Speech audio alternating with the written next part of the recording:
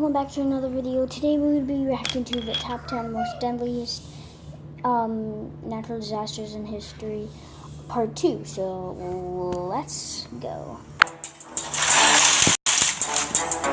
Number 8 is the Nevado del Ruiz volcano eruption. The Colombian volcano Nevado del Ruiz is a stratovolcano that is known for causing the second largest volcano-related disaster of the 20th century. Generally, the volcano would produce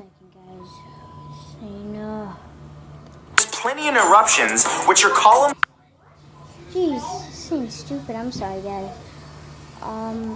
So let's clear this.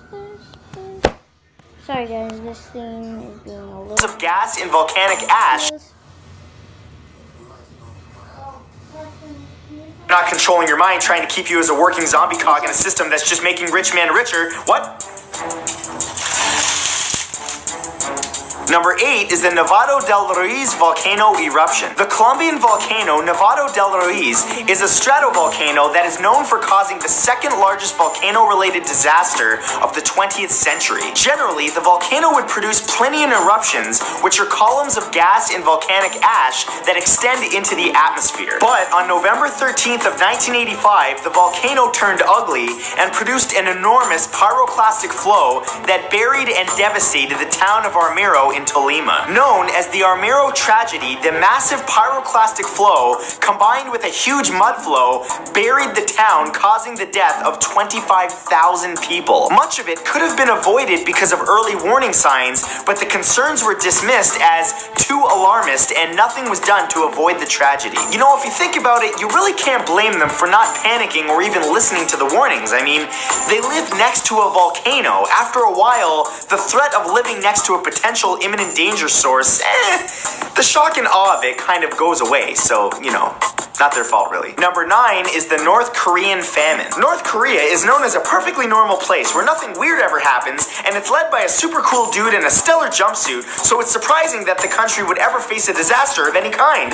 Between 1994 and 1998, a famine devastated the country with an estimated death toll between 240,000 and 3.5 million caused by starvation and other hunger-related illnesses. The event forever became known as the Arduous March. Of its 24 million people, 5 million of them were malnourished, including 800,000 children that were on the brink of starvation. Those citizens that were further from the capital suffered greater, but everyone in North Korea suffered from this famine. The United States, Japan, South Korea, China, and other European Union countries provided food assistance until 2002, when the North Korean government requested that they end deliveries. Obviously, because North Korea doesn't need help anymore. They can feed their people just fine off of something tastier and more nourishing, like grass.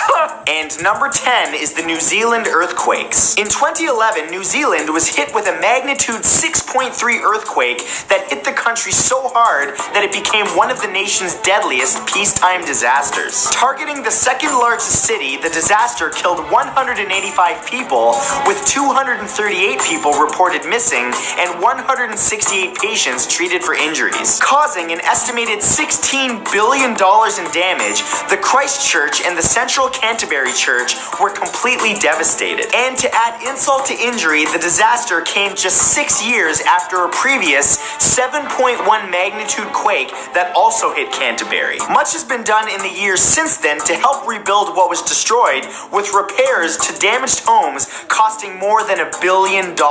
Man, nothing has rocked the country this hard since the New Zealand government realized that Peter Jackson ran out of Tolkien books to adapt. Oh! What, too soon? Yeah, my bad. Sorry. And that's it for this time, guys. I just wanted to remind you that you both... So guys, I hope you enjoyed this video. Remember to leave a like, subscribe, and comment down below, and I'll see you in the next video. Bye!